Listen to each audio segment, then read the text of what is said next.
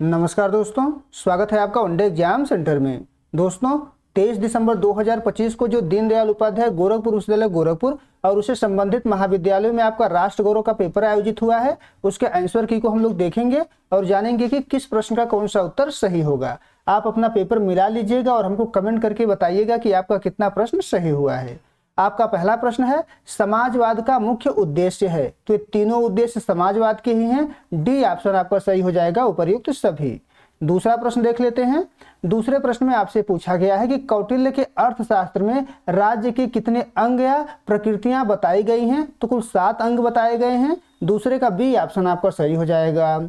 आगे बढ़ते हैं। तीसरा प्रश्न है, इसमें आपसे पूछा गया है कि आधुनिक राष्ट्र राज्य से क्या अभिप्राय है। तो बी ऑप्शन आपका सही हो जाएगा, एक ऐसा राज्य जो एक राष्ट्र से अपनी पहचान स्थापित करता है और जिसकी सीमाएं निश्चित होती हैं। तो तीसरे का बी ऑप्शन आपका सही हो जाएगा। चौथा प्रश्न है, इसमें आपसे पूछा गया है कि प्राचीन भारत में राजतंत्र की मुख्य विशेषता क्या थी। प्राचीन भारत में राजतंत्र की मुख्य विशेषता थी कि जन्म से राजा के द्वारा केंद्रीकृत पूर्ण सत्ता। सी ऑप्शन आपका चौथे का सही हो जाएगा। आगे बढ़ते हैं। पांचवा प्रश्न देख लेते हैं। इसमें आपसे पूछा गया है कि प्राचीन भारत में गणतंत्र व्यवस्था का सही वर्णन कौन सा है। कौन सा सही वर्णन है। तो बी ऑप्शन आपका सही हो जाएगा, निर्वाचित प्रतिनिधियों वाले सभाओं या समितियों द्वारा शासन। तो पांचवें का बी ऑप्शन आपका सही हो जाएगा। छठा प्रश्न देख लेते हैं। इसमें आपसे पूछा गया है कि प्राचीन भारत में निम्नलिखित में से कौन सा राजतांत्रिक राज्य था। राजतांत्रिक राज्य कौन सा। तो मगध था। बी ऑप्शन आपका छठवें का सही हो जाएगा। सातवां प्रश्न देख लेते हैं। इसमें आपसे पूछा गया है कि प्राचीन भारत के गणराज्यों में सामान्यतः कौन सी सभा पाई जाती थी। तो सभा या समिति पाई जाती थी। ए ऑप्शन आपका सातवें का सही हो जाएगा। आगे बढ़ते हैं। आठवां प्रश्न है, राष्ट्र की शक्तियों का विस्तार से वर्णन है। तो राष्ट्र की शक्तियों का विस्तार से वर्णन अथर्ववेद में है। ए ऑप्शन आपका आठवें का सही हो जाएगा। नौवां प्रश्न देख लेते हैं। राष्ट्र की अवधारणा में निहित है। ये तीनों भाव राष्ट्र की अवधारणा में निहित हैं। तो डी ऑप्शन आपका सही हो जाएगा, उपर्युक्त सभी।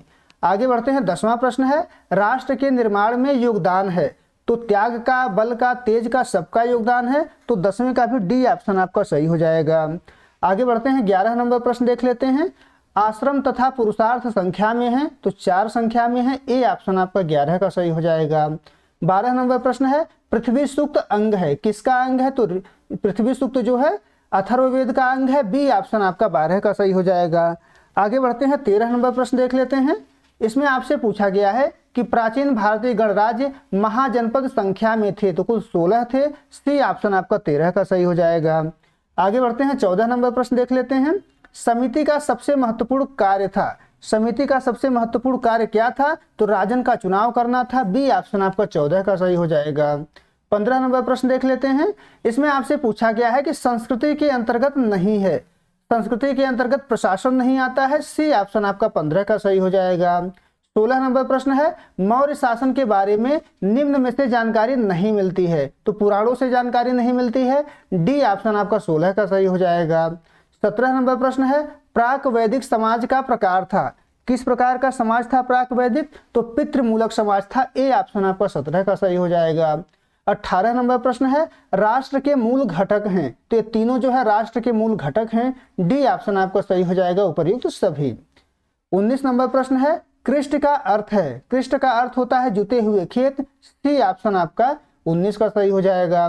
20 नंबर प्रश्न है, राजतंत्र में शासक आमतौर पर अपना पद प्राप्त करता है। तो वंशानुगत तरीके से प्राप्त करता है।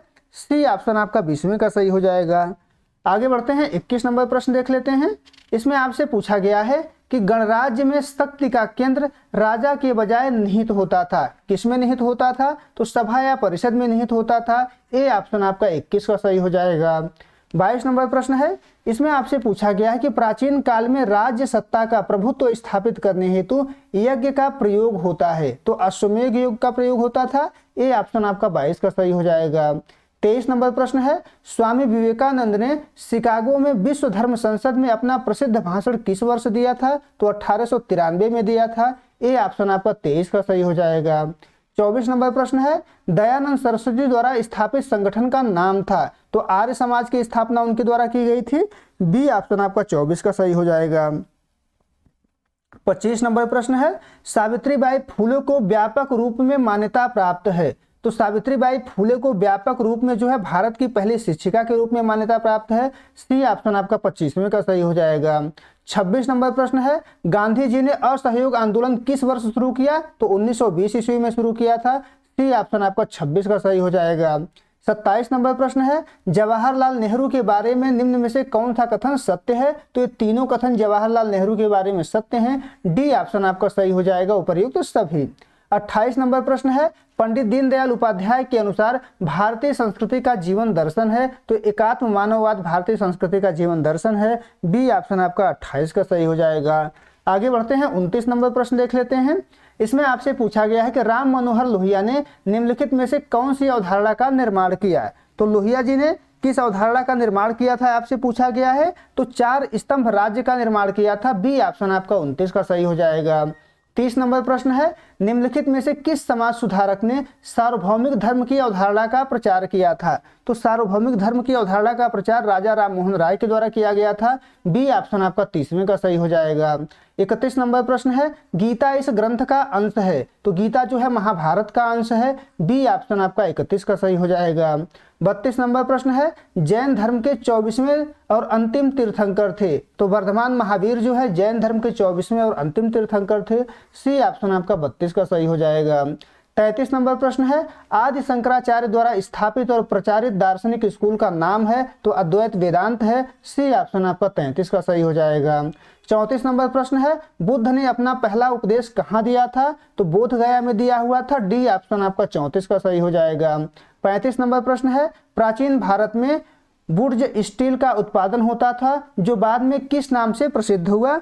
बाद में जो है दमिश्क स्टील के नाम से प्रसिद्ध हुआ। ए ऑप्शन आपका 35 का सही हो जाएगा। आगे बढ़ते हैं, 36 नंबर प्रश्न है, नागार्जुन को किस क्षेत्र में योगदान के लिए जाना जाता है? तो रसायन शास्त्र, कीमिया या धातु विज्ञान के योगदान के लिए जाना जाता है। 36 का सी ऑप्शन आपका सही हो जाएगा। 37 नंबर प्रश्न है, भास्कराचार्य द्वितीय ने अपने ग्रंथ सिद्धांत शिरोमणि में न्यूटन से सदियों पहले किस बल की अवधारणा को स्पष्ट रूप से इंगित किया था? तो 37 का आपका जो ऑप्शन सही हो जाएगा वो ए हो जाएगा, गुरुत्वाकर्षण बल। 37 का ए ऑप्शन आपका सही हो जाएगा। 38 नंबर प्रश्न देख लेते हैं, सुश्रुत संहिता प्राचीन भारत के किस वैज्ञानिक विषय पर आधारित एक मौलिक ग्रंथ है? तो 38 का आपका सी ऑप्शन सही हो जाएगा, शल्य चिकित्सा पर आधारित ग्रंथ है। 39 नंबर प्रश्न देख लेते हैं, वैदिक गणित के प्रणेता के रूप में किसे जाना जाता है? तो वैदिक गणित के प्रणेता के रूप में स्वामी भारती कृष्ण तीर्थ को जाना जाता है। बी ऑप्शन आपका 39 का सही हो जाएगा। 40 नंबर प्रश्न है, प्राचीन भारत में ज्यामिति का ज्ञान मुख्य रूप से किन ग्रंथों में पाया जाता है? तो प्राचीन भारत में ज्यामिति का ज्ञान जो है शुल्ब सूत्र में पाया जाता है। बी ऑप्शन आपका 40 का सही हो जाएगा। 41 नंबर प्रश्न है, भरतनाट्यम किस राज्य का शास्त्रीय नृत्य है? तो तमिलनाडु का है। डी ऑप्शन आपका 41 का सही हो जाएगा। 42 नंबर प्रश्न है, मधुबनी चित्रकला शैली का संबंध मुख्यतः किस राज्य से है? तो बिहार से है मधुबनी का संबंध। ए ऑप्शन आपका 42 का सही हो जाएगा। 43 नंबर प्रश्न है, उस्ताद बिस्मिल्लाह खां को किस वाद्य यंत्र में महारत हासिल थी? तो शहनाई बजाने में महारत हासिल थी। बी ऑप्शन आपका 43 का सही हो जाएगा। 44 नंबर प्रश्न है, सुत्त पिटक में वर्णित है। सुत्त पिटक में बुद्ध के उपदेशों का वर्णन है। तो ए ऑप्शन आपका 44 का सही हो जाएगा। 45 नंबर प्रश्न है, तुलसीदास के राम का स्वरूप है। तो सगुण है। ए ऑप्शन आपका 45 का सही हो जाएगा। 46 नंबर प्रश्न है, अनहिलेशन ऑफ कास्ट जाति प्रथा का विनाश नामक प्रसिद्ध पुस्तक के लेखक हैं। तो जाति प्रथा का विनाश नामक प्रसिद्ध पुस्तक के लेखक भीमराव अंबेडकर हैं। सी ऑप्शन आपका 46 का सही हो जाएगा।